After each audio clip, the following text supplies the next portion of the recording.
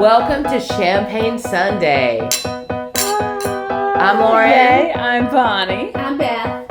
And we're going to talk about life After divorce. And living The best life. and the life you love. Yes, living the life you love on that other side. Cheers. Cheers. Welcome.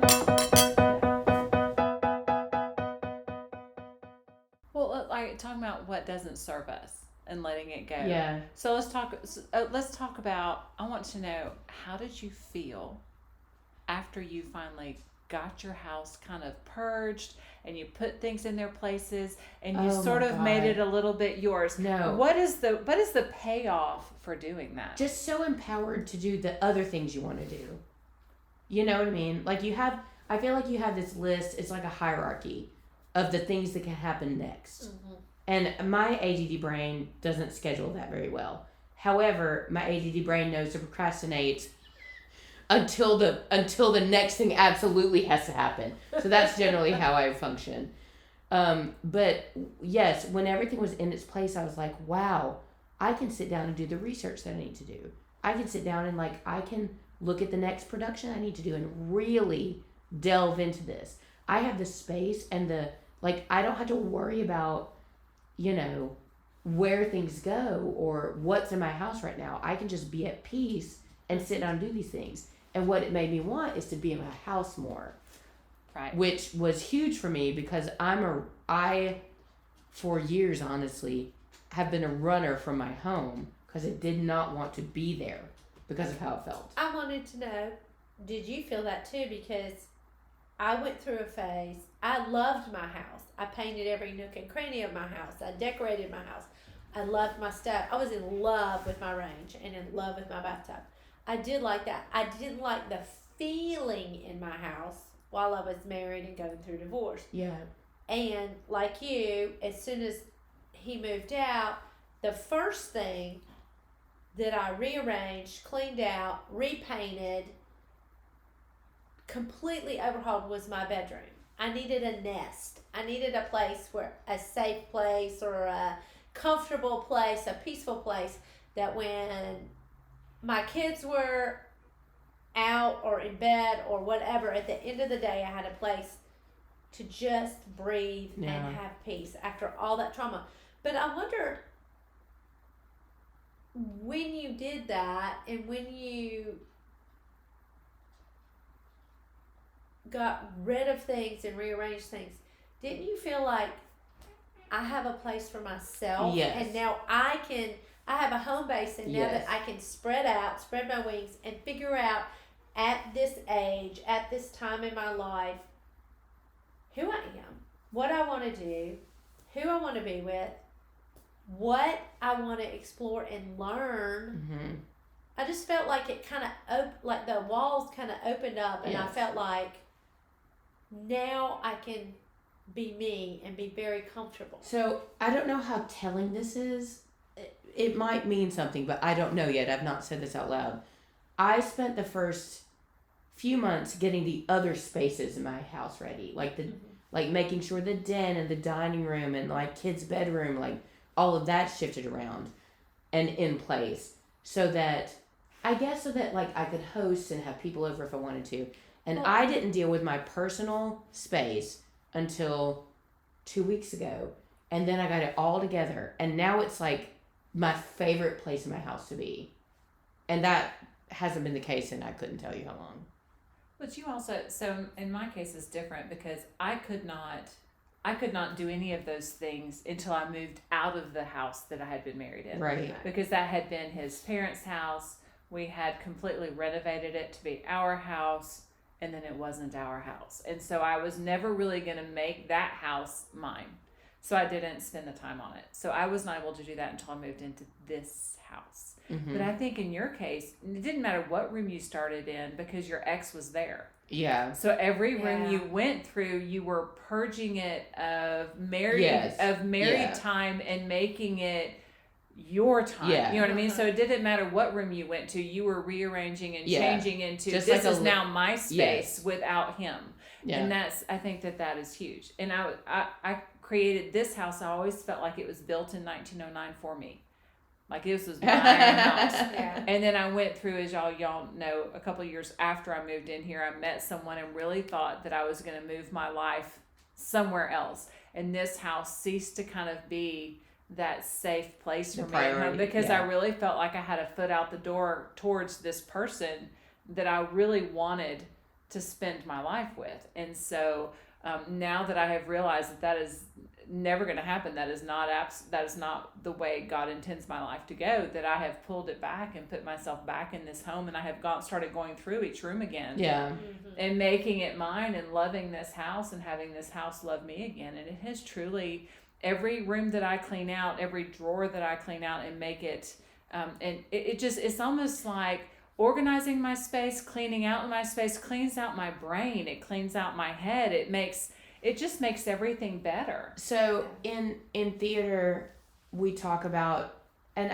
we talk about this in our houses being our safe space, or like, I went to a conference last weekend where we talked about the classroom, or like the theater space, like your rehearsal space being your brave space. Oh, that's even a better where you're safe, where the safe space is assumed, but the brave space is the space where you're allowed to assume that the safe space is there for you to take the chance, for you to, venture out and risk it. And I like that term. Well, and that's your brave space. Well, that's exactly how I felt. Yeah. When I did that, because then I thought, okay, I knew I had to get a job, and I hadn't worked in a while. I mean, I had my shop, but I had not worked in a while for somebody, and so I felt like from that atmosphere that I recreated, and I felt like every time I painted a wall, every time I moved furniture, I was like, I don't know, it was like feng shui. Like I was like, all the bad vibes and all the past bad memories, all the bad stuff. I desperately want to paint 2 of the rooms of my house to just like get it out of there. I want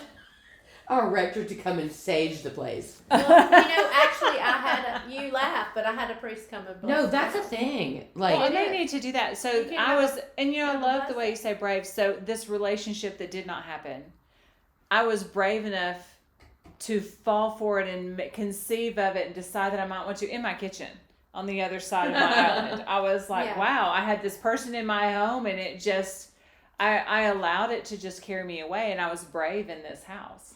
So, I mean, I love that. Yeah. I was brave. I kind of think I was stupid now, but I was also very brave. But I don't think you can say stupid, because anytime you open your heart to a possibility. That's true. I think it is brave. I don't think it's stupid. I think you were made to be loving. We all were made to be loving and be in a relationship. That's true. So I don't think love is ever a mistake. I think it's very. No, I think I have a theory that every person that's come into my life has served a purpose. They've even taught me a lesson, good or bad, or they have shown me something about myself that I either needed to work on, or that I did not recognize was brilliant or excellent, or that I was good at. I think people serve as your mirrors as you walk through life, and everybody that you meet has something to teach you if you're open to it. And you cannot be open if you're not being brave, or if your heart's not open and your eyes aren't open to the possibility of having somebody else teach you something, love you. Mm-hmm. And they might not love you in the way that you wanted, or in the idea that you had that this relationship was going to go. But everybody has taught me something. I fell in love very easily with the first person that I went out with about 1.5 years after my divorce, and I dated him for almost a year. And I was completely infatuated with him. But looking back on it, he was in my life to make me feel pretty, sexy, like desirable. A woman again, because my husband left me for somebody much younger, and it really did something to my whole psyche, ego, whatever you want to call it. And that person came into my life at the perfect time, and it was a painful lesson. It took me a while to get over it.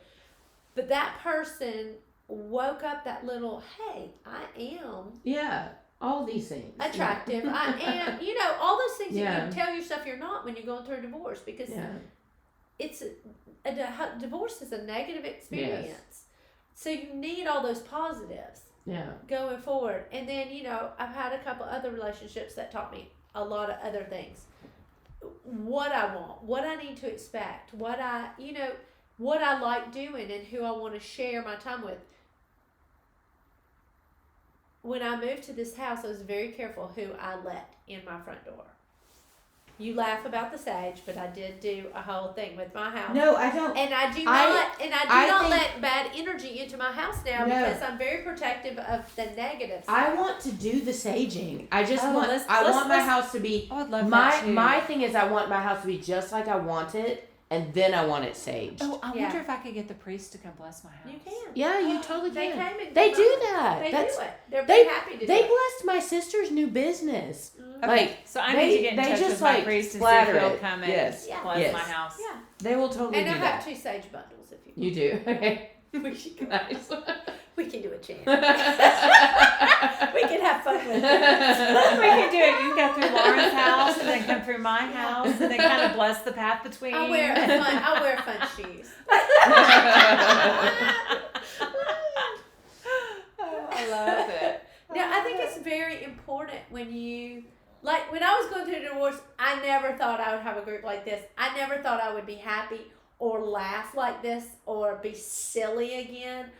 You just get so mired down in the whole divorce process and the whole separation of all these things that you've accumulated that really don't mean anything on the other side. But you know what I'm saying? And I then do. You just feel like you need to be light and happy again. And you're so weighted down by the whole prospect of everything about divorce. My biggest thing was never, because I've always had really positive, wonderful friend groups.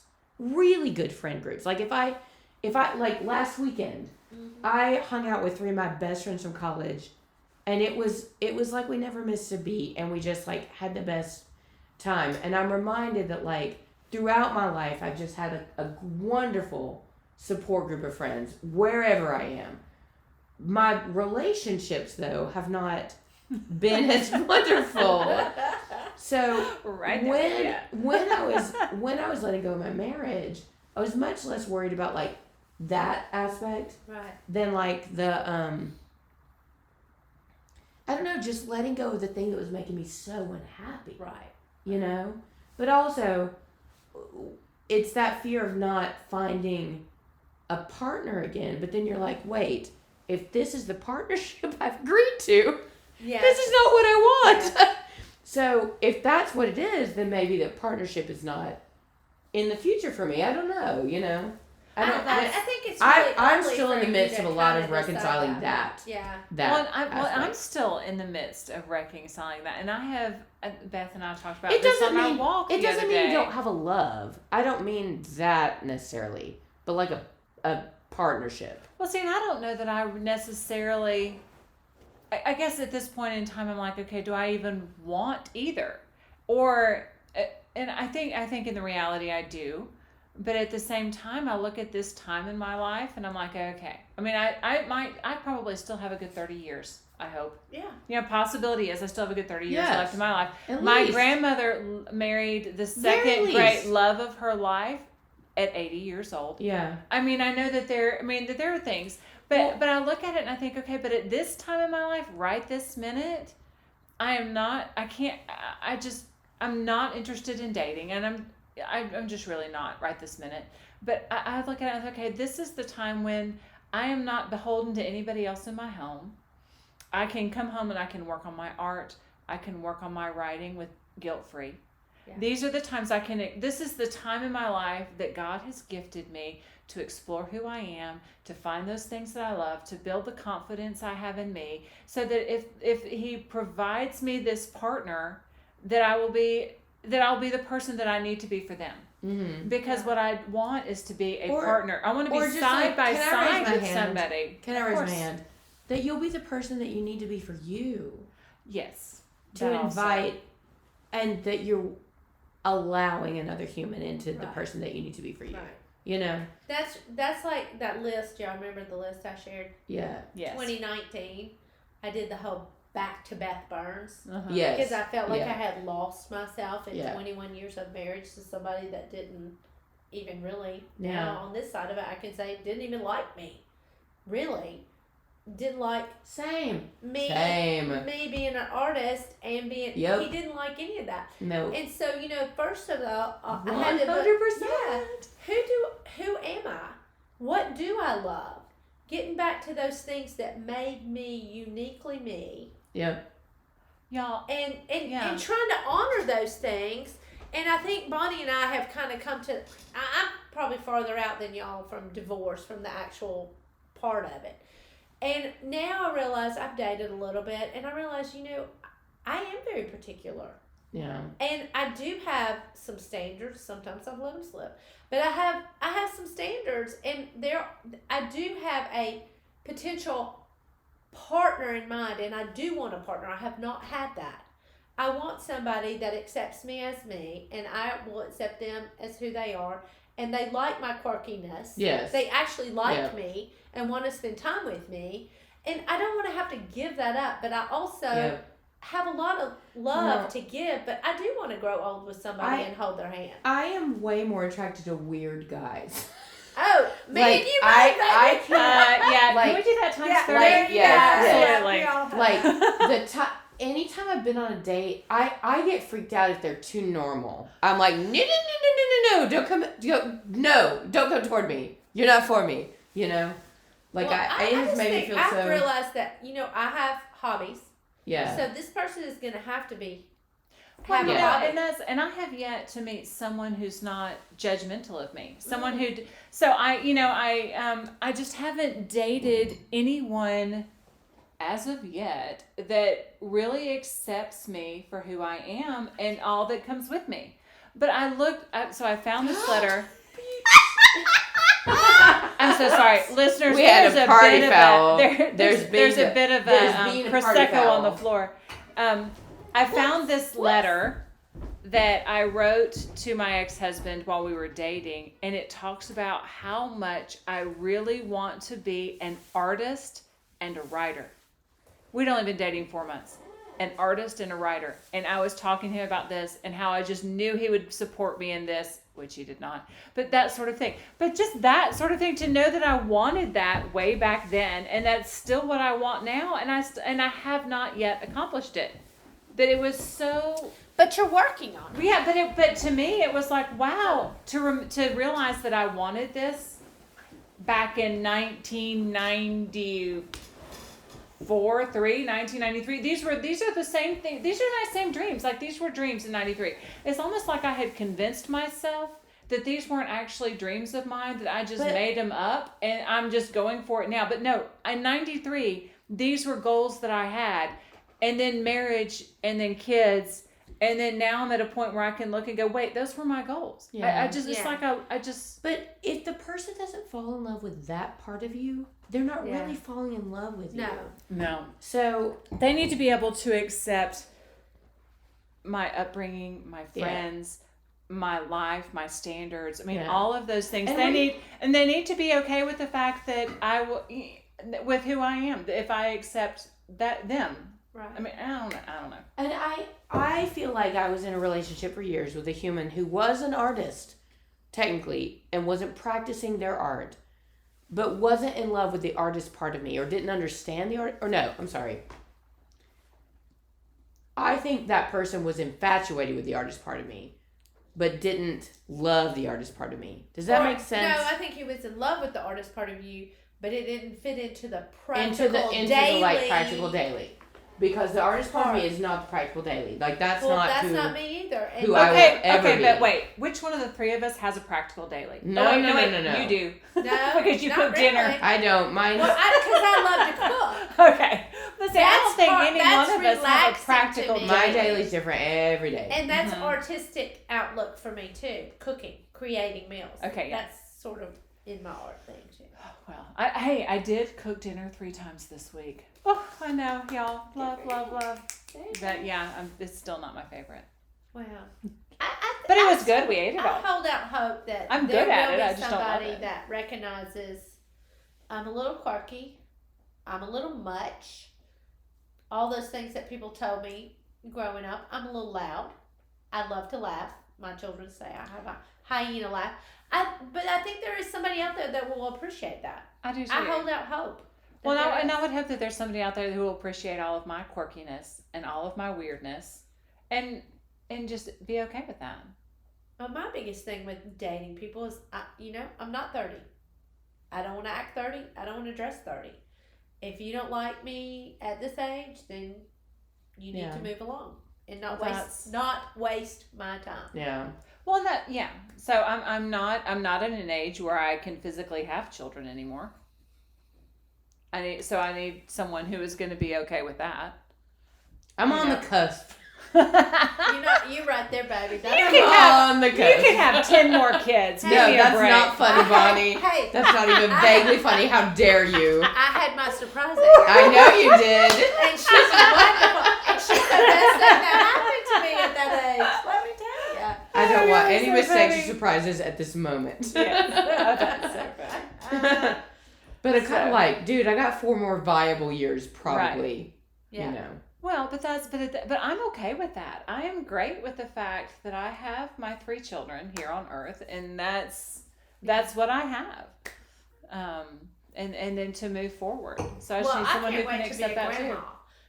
It took me a long time because I wanted children for so long to realize that I was only going to have 2, because I really would have liked to have a full baseball or basketball team. No. But seriously? Oh, yeah. Wow. No, that's You're going to be a good Catholic.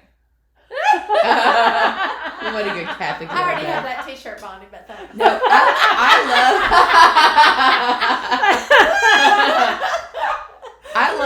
I love my little oneling. I love him, my oneling. Yes. But if at this moment in my life, it would take the absolute love of my life going, I need a child for me to be willing to do that again. And I would only have 1. I'd be like, I'm willing to give my body up for 1 child. That is it. But I don't think I could do more than that at this point. I mean, like, I look back on my life, and I think with the right partner, I probably could have had several more kids. But it would have had to have been the right partner. Right. If my partner, I think that's key. If my partner hadn't had an affair, I absolutely would have more than 1 child right now. Well, if my partner hadn't had an affair, If my partner hadn't been an alcoholic, I'm confident I'd have had 4 children and not 3. I can put that on that one too. Yeah. I was just saying. I get dibs on that. I mean, I just, it was not long. It was probably about when my daughter was 2, when our youngest was 2, was when he really started going downhill with his alcoholism. So I really, if we had not been dealing with that, I think I would have just been a whole lot less cautious, and we would have ended up with at least 1 more or 2 more children. But I'm happy with my 2. They're 9 years apart, and who knew having a boy and a girl 9 years apart that they would actually be close? But they are, and I'm going to venture to say they are more close because of the divorce. Yeah. No, that makes sense. My oldest wanted this divorce since he was in 7th grade. Mm-hmm. He knew something was not right when he came up to me and said, "How much of this is in your name?" And I said, that would be a big fat 0. And he said, "Mom, you need a divorce." And I thought, okay, I knew that little spark in the back of my brain, but I had not been bold enough to say that, push it forward. Yeah. To have your kids say that to you. And to have him say that, and then the other soul-crushing thing he said, we were going to a baseball game, and he was playing, and I was coaching.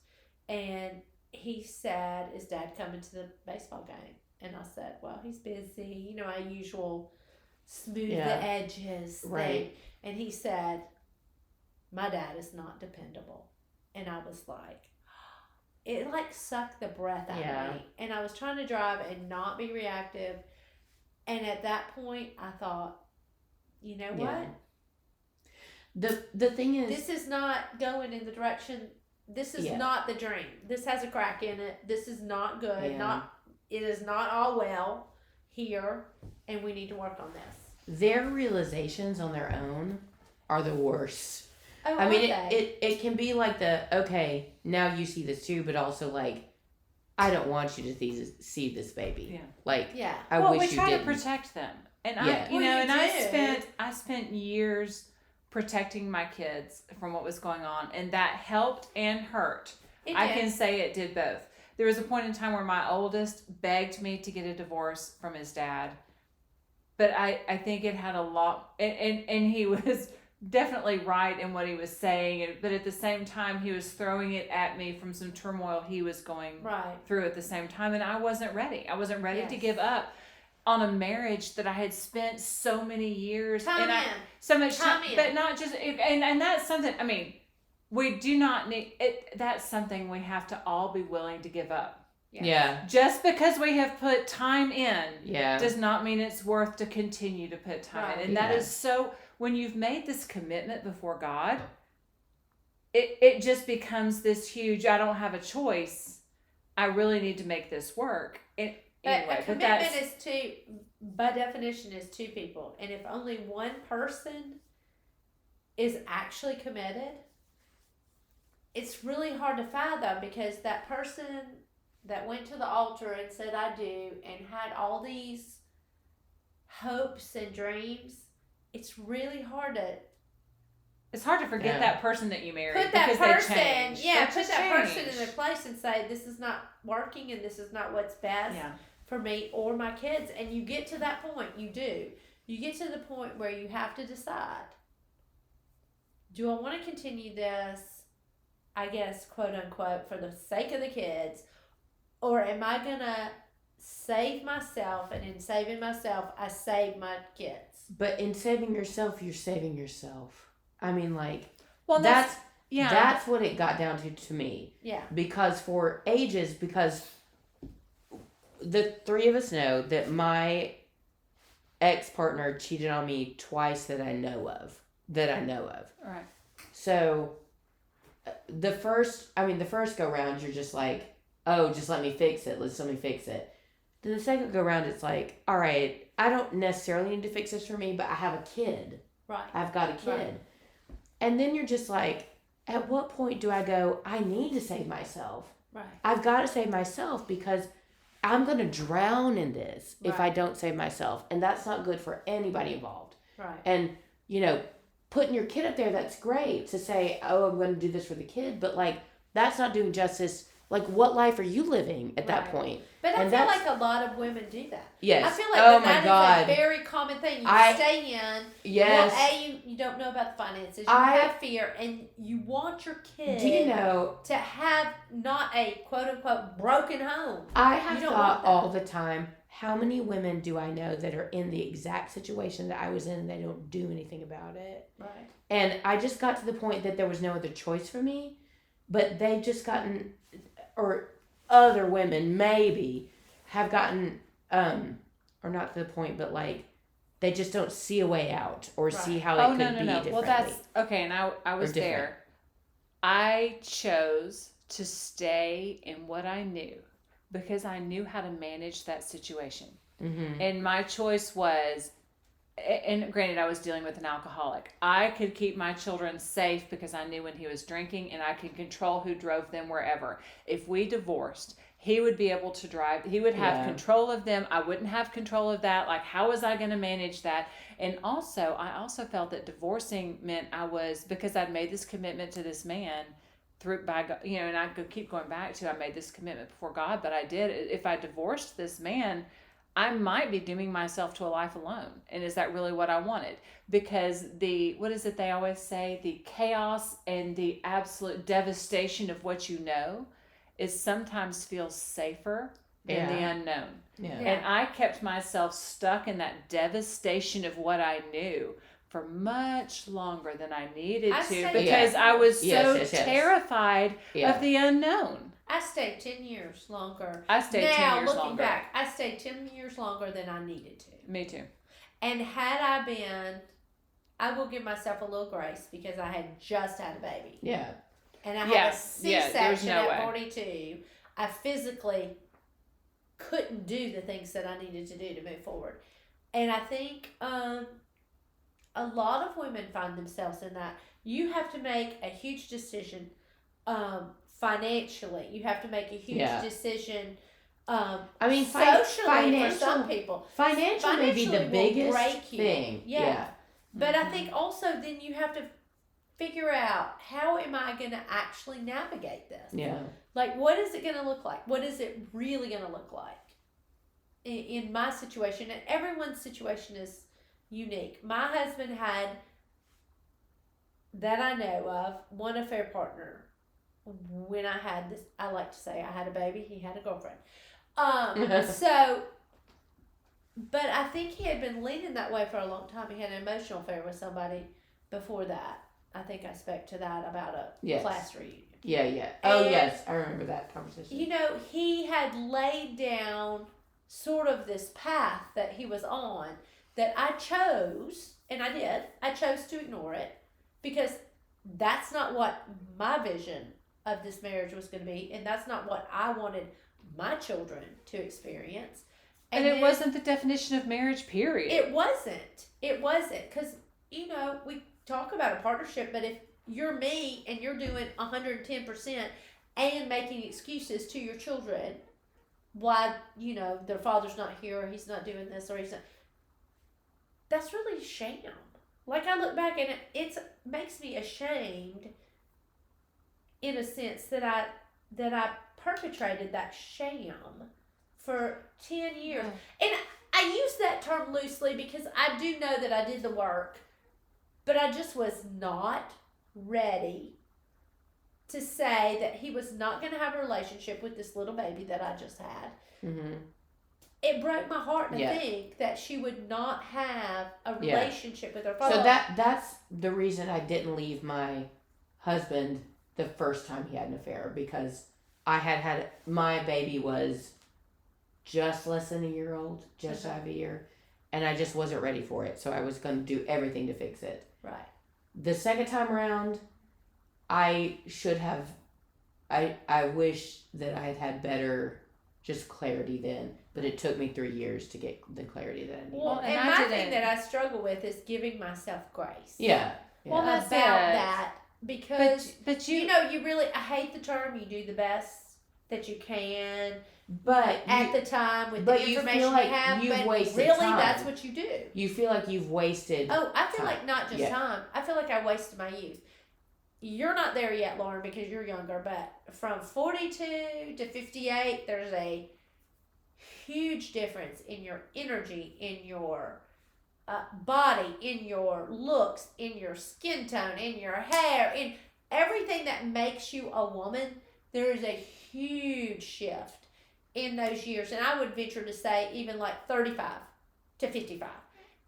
You look at girls at 35 and you look at girls at 55, there's a huge difference in how you feel about yourself, how attractive you feel, how your body shifts. Let me just tell you, and it's not a pretty sight.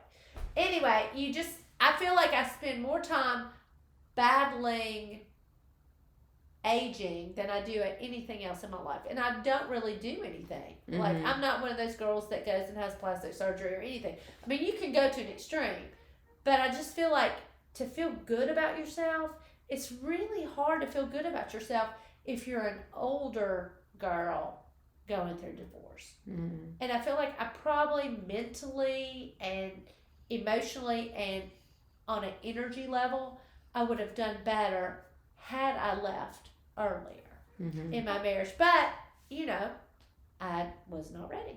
So. Yeah. Well, and at the same time, I think you, as well as I mean, part of the reason I stayed for 10 years longer than I necessarily, like, I look back and think I should have, when I wanted to divorce him, I should have done it then. Mm-hmm. But I couldn't. I mean, even God gave him a heart attack, so he would say, okay, we're not ready yet, you know, all of that. But I can look back and my whole thing was, I wanted my kids to look back on my marriage and say she did everything she could. Because my husband was sick, my husband was alcoholic, and I knew it was a mental disease, and I knew I was battling something I really couldn't battle. And I always thought it would be a whole lot easier if it had been another woman. I could have left for another woman. I will never share a man with another woman. Like, that is just not who I can see. It is a whole lot easier when a man has chosen another woman over me to walk away and be like, I am so done with you. I'm over it. It's really not as easy as you think. Well, right. Well, yes and no. But to battle a bottle that changes their mental. So I was like, I know that he's sick, and so I stayed, and I fought because in the end, I wanted to alleviate any guilt I might have in the end. Okay. Yeah. I had that exact thing because mine also had addictive personality, and he didn't just have an affair. He did everything. So I had that same feeling. This is what I thought. And I shared this with a couple of my friends then. I did not want my children to remember that period as ugly or my mother didn't handle it. I said, I want to handle this like Grace Kelly. Like, seriously, that was in my brain. I want to float above the mess, the scum, the crap that was happening in my marriage. And I wanted to be a loving and kind person throughout, so that when my children remembered me during that period, they didn't say, my mother lost her mind, or did something horrible that couldn't be taken back, or said something horrible that couldn't be taken back. I firmly feel that children do better, and it's very hard. It's easy to say, it's very hard to do. If the people in the divorce, the parents, can do it in a way that does not demean the other parent, and does also, children take things very personally. Yeah. Most children think that the divorce is their fault, even though they have no idea what has gone on in the relationship, because you don't view your parents as people that are people. You don't even realize, you don't look at your parents as human, sexual beings. You don't think, oh, my dad was having an affair. And you don't want your children to think that. You want them to stay in their childhood and have nice thoughts about their parent and their home life as long as they can. And I did not want to muddy the waters. I did not want to be the person that said, your dad did this. I did not say anything to my children until they came to me and said, we know this, or we have seen this. Or I think I told you about the coffee shop experience when I went in and the other woman was in there and my son was with me. And it was so awkward. We got out to the car and he said, that was weird. And I said, what are you talking about? Because I was trying to, smooth it over, smooth the edges. And he said, is that the woman that my dad sends flowers to? And I was blown out of the water. They see things. They might not put the dots together, but they see things. They hear things. They listen to conversations on the phone. They know, but they don't know. Right. And so I didn't want to be the person to say all the ugly stuff to them. My theory in life is, if you give somebody enough rope, they're going to hang themselves. Yeah. You don't have to do anything. You don't have to be ugly. You don't have to get in it with them. You just have to be you. And I always try to just be nice about it. And they do. People figure it out. Well, and then I have a little bit of an opposite story, in that when I waffled, when my ex and I were going through the divorce, I had this moment of, what am I doing? I think I want to still be married. We really can work this out. And all three of my children came to me and said, no, please get divorced. This is not what you want. This is not what we want. We love it this way. Everything is so much more peaceful. Please stop this. This is crazy talk. Just move forward. And I was like, okay. I mean, I was like, you want your family together? They were like, no, we really don't. Well, my oldest was always like that. You need this to happen, and you need to safeguard yourself. Yeah. And he's much wiser, than his years. Mm-hmm. And so that was kind of a slap in the face to me. Like, I thought I was really good at hiding it and smoothing the edges. And kids are very intuitive. Yes. And they figure it out. And you don't have to tell them anything. And they hear things whether you think they're going to or not. Well, and they might not put it together Yeah. at the time, but they do put it together. Yeah. Because when he said that about the flowers, I was like, Oh. oh, my Great. goodness. Um, So, I don't know. I just think I tried to behave in a way that my children would be proud of me for behaving that way. I mean, I don't know. It's a very fine line that you walk because you don't feel like that on the inside. no. But I didn't want to be one of those shrew kind of moms. Right. And I didn't want to have a whole lot of chaos in my house. No. There was an undercurrent, but it was not, we never even fought. Well, the chaos from in your house is what you're trying to get rid of. Right. And I just wanted peace. Yes. Yes. My whole thing moving forward was I need peace in my house. You've always I need to said be able to breathe. everything I spent on my divorce was my peace tax. Exactly. Yes, peace tax. Exactly. All right, so let's finish up with what have you done or will you do this week to create a life that you love? Well, I got to go to work and memorize lines this week. That is not creating a life you love. That is an obligation. But that's feeding her theater. It is feeding my creativity. Is there anything you can see that you're looking forward to that's just sort of peace? It's just for you to help you kind of get through all of that. Yeah, my time with my child and my boyfriend will be that this week. Like I have to do so much work this week, but like they'll be my my fun time this week. Your little beacons. Yes. All right. What about you? I'm not traveling the first part of the week, so Woohoo. I am painting. Yay! I'm excited about it. And then I'm going to finish up my needlepoint. I'm putting more, and y'all can laugh at me, but I'm trying to do 8 hours of sleep. I'm trying to prioritize my rest. No, that's amazing. No, that's big. That is I would huge love because to be able to do that. I think I will get over this Yeah. congestion that I have, and I think that I will feel better. Yes. If I can do that. Yes. That's just part of my get healthy thing. But I might jump on that with you. What time does that mean you're going to sleep? well, I'm probably over it right now. Like 10? Yeah, 10 to 6. But I try to get up at 5. I'm trying to do the 5 a.m. club.